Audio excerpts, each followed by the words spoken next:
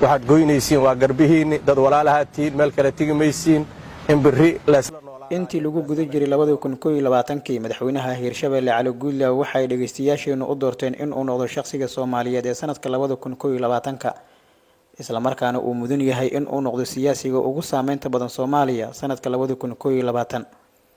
maamuuskiisu waxa ay ka dhalatay codbixintii ay u codeeyeen Soomaalida firfircoon ee ku kana nool daafaha caalamka qofka ugu wanaagsan iyo kan ugu saameynta badan sanadkii in dhaafay sidaas daraadeed ayay u guddoonsiisay madbacadda ugu casrisan dalka Somali Magazine inuu noqdo shakhsigii ugu saameynta badan sanadkii in dhaafay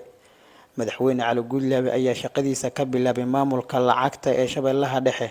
isagoo soo noqday madaxa maaliyadda 8 sano gudahoodna waxa uu noqday gudoomiye ku-xigeen kadibna barasaabkii deegaanka sanadkii 2016 waxa uu noqday madaxweyne ku-xigeenka dowlad goboleedka Hirshabelle ka hor inta aanan loo dooran xilka ugu sareeya maamulkaas ee sanadkii 2020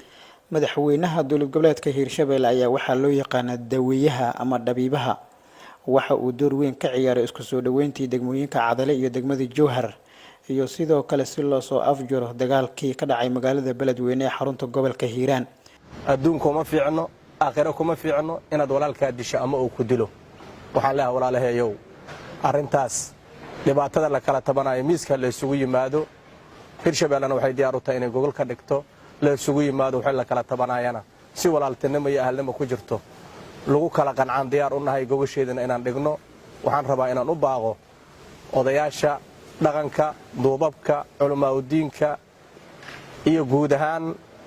waxgaradka ku nool gobolka Hiiraan in lagu baxo dadkaas walaalaha dhiigooda oo daadanayo oo naftooda iyo maalkooda oo baaba'ayaan in deegaankaas lagu baxo la kala dhaxgalo waa ma aragtay adduunyo aakhira beel inaad walaalka disho ama uu ku dilay waxaan leeyahay dadka waxgaradka ah ee ugu horeeyaan duubabka iyo odayaasha dhaqanka iyo culimaadudiinka in lagu baxo meeshaas walaalkaas dhibaatadu dhaxtaana la kala dhaxgalo ciidamada qalabka sida iyo maamulka gobolka Hiiraanna waxaan leeyahay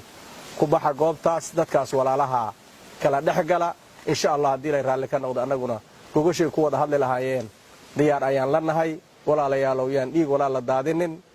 walaalayaalow yaan naf iyo maal la isku baabi'inin meel la kala tigi maayo dadka walaalka Ilaahay meesha ku wada nooleeyana waa la huba birri waa la isla jaraahe yaa naf iyo maal la isku baabi'ine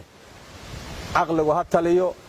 ahla leeyahay meel la kala tigi maaye wixii la kala tabanayana miiska la isugu yimaado halla wada hadlo dhawaan waxa uu door lixaad leh ka ciyaaray markii dawladda federaalka Soomaaliya ay damacday in 2 sano oo muddo xileedka ka baxsan ay kororsato madaxweyne Cali Guudlaaw ayaa soo saaray warqad uu ku heliyo madaxweynaha Galmudug Axmed Qoorqoor